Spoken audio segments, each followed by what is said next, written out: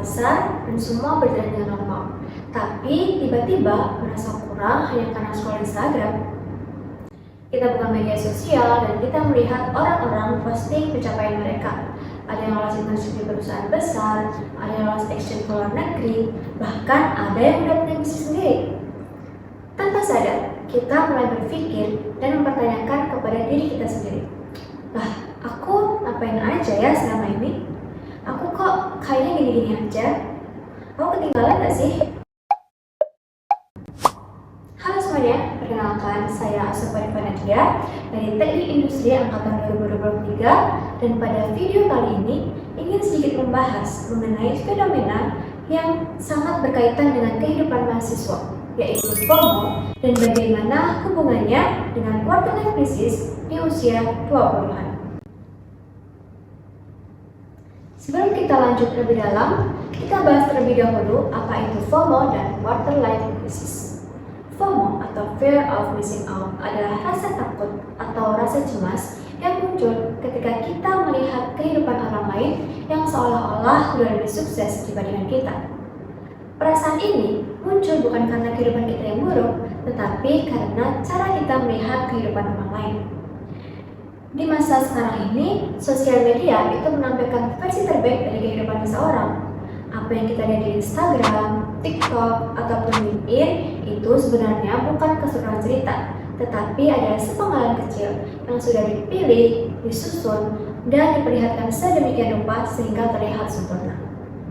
Tapi tanpa sadar, kita mulai membandingkan diri kita, realita hidup kita yang penuh dengan proses, kegagalan, dan juga ketidakpastian ini dengan highlight hidup orang lain, dan itu tidak akan pernah adil. Kita masuk ke quarter life crisis, di mana di usia mahasiswa, perasaan ini seringkali semakin kuat karena kita masuk pada fase quarter life crisis, yaitu fase di mana ketika kita mulai mempertanyakan banyak hal terkait hidup kita, mulai dari hubungan, karir, masa depan, atau tentang diri kita sendiri.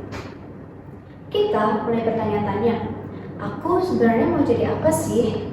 Atau pertanyaan lain seperti, kok kayaknya orang lain lebih siap ya daripada aku? Sebenarnya fase ini wajar, karena saat ini kita berada dalam masa transisi dari remaja ke dewasa, dari kehidupan yang terstruktur ke kehidupan yang penuh dengan pilihan. Namun, di saat yang sama, lingkungan luar juga memiliki dorongan yang semakin kuat, di mana kita dituntut untuk cepat menentukan arah hidup, untuk selalu produktif, berkembang, bahkan untuk sukses di usia yang masih sangat muda. Tekanan ini juga diperparah dengan adanya media sosial, di mana ketika kita melihat orang lain yang terlihat sudah menemukan jalannya, sementara kita masih mencari jalan itu, ataupun ketika kita melihat orang lain terlihat lebih sukses, sementara kita masih dalam proses.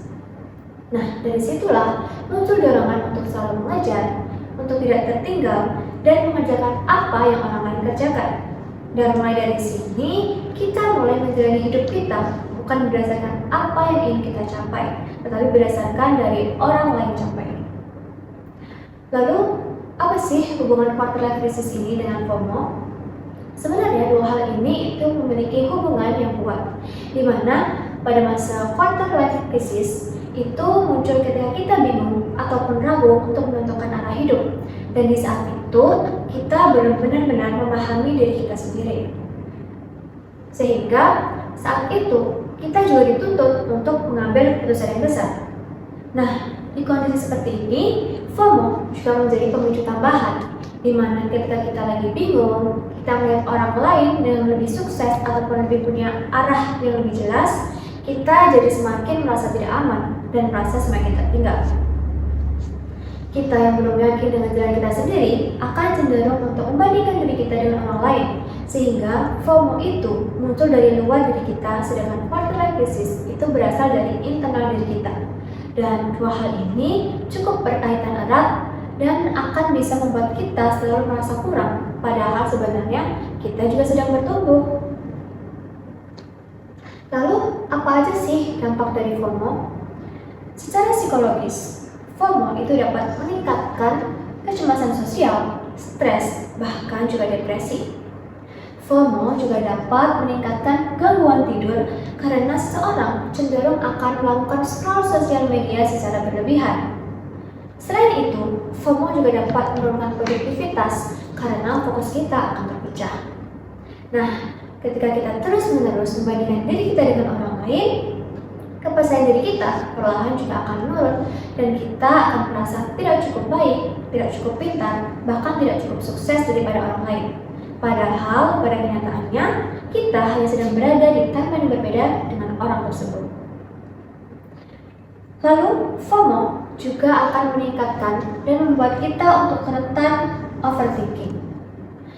Ketika kita mulai meragukan keputusan kita sendiri, mempertanyakan langkah yang kita ambil, dan bahkan kita akan takut untuk salah arah. Nah, lama-kelamaan, kondisi ini bisa membuat kita untuk lelah secara mental, bahkan sampai kehilangan motivasi. Gak jarang juga, FOMO itu membuat kita hidup tanpa arah yang jelas. Contohnya ketika kita ikut berorganisasi karena teman kita ikut, ataupun ketika kita mengambil suatu kesempatan karena itu memang sedang tren. Dan bahkan lebih parahnya, kita mengejar sesuatu tapi kita nggak benar-benar tahu apa sih alasan kita dibalik mengejar itu. Dan pada akhirnya kita akan sibuk tapi kita nggak benar-benar berkembang. Kalau kita refleksikan lebih dalam, sebenarnya masalah utama itu bukan pada kecepatan hidup kita, tetapi pada cara kita mengukurnya.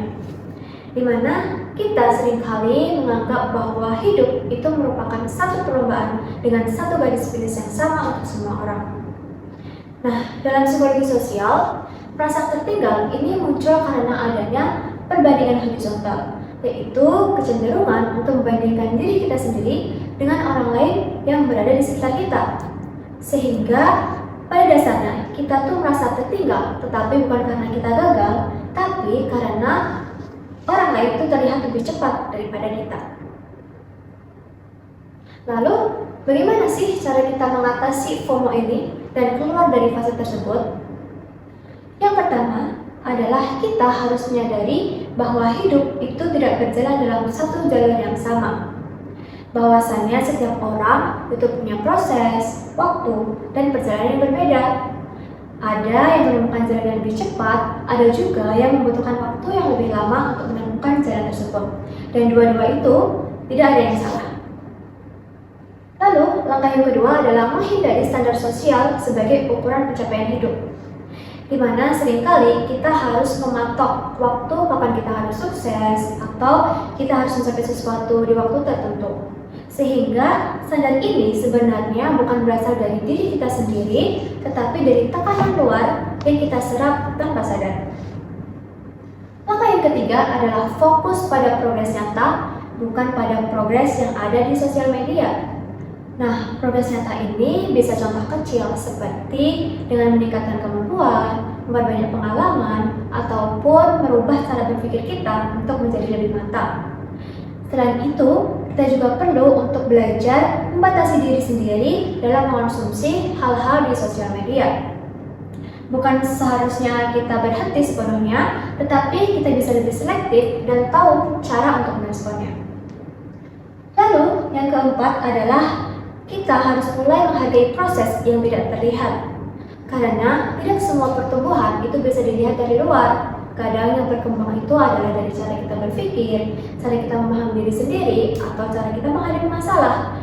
Dan perkembangan ini sebenarnya sangat penting untuk diri kita, tapi tidak butuh validasi dari orang lain dan itu juga tidak sepenuhnya akan terlihat oleh orang luar. Pada akhirnya, ketika kita kembali merasa tertinggal saat melihat orang lain yang terlihat lebih sukses daripada kita hanya perlu mengingat satu hal penting, bahwa kita tidak tertinggal. Kita hanya sedang berjalan di perjalanan yang berbeda, di timeline yang berbeda dengan orang tersebut. Karena sejatinya, kehidupan itu bukan tentang siapa yang paling cepat sampai, tetapi tentang bagaimana kita menjalani perjalanan kita tanpa kehilangan diri sendiri. Seperti yang dikatakan oleh Theodore Roosevelt, bahwa comparison is the thief of joy. Ketika kita terus membandingkan diri kita sendiri dengan orang lain, bukan hanya kepercayaan diri kita yang akan hilang, tetapi kita juga akan kehilangan kebahagiaan. Dan mungkin yang kita butuhkan saat ini itu bukan mempercepat langkah, tetapi untuk berhenti sejenak, mengambil nafas, dan kembali menata hidup kita untuk berjalan sesuai perjalanan kita masing-masing. Karena setiap orang itu punya waktu masing-masing, dan setiap perubahan atau proses yang kita ambil, sekecil apapun itu, akan sangat berarti. Terakhir dari saya sebagai penutup, melihatlah hidup dengan cara yang berbeda, bukan sebagai sebuah perlombaan, tapi sebagai sebuah perjalanan. Dari saya cukup, terima kasih.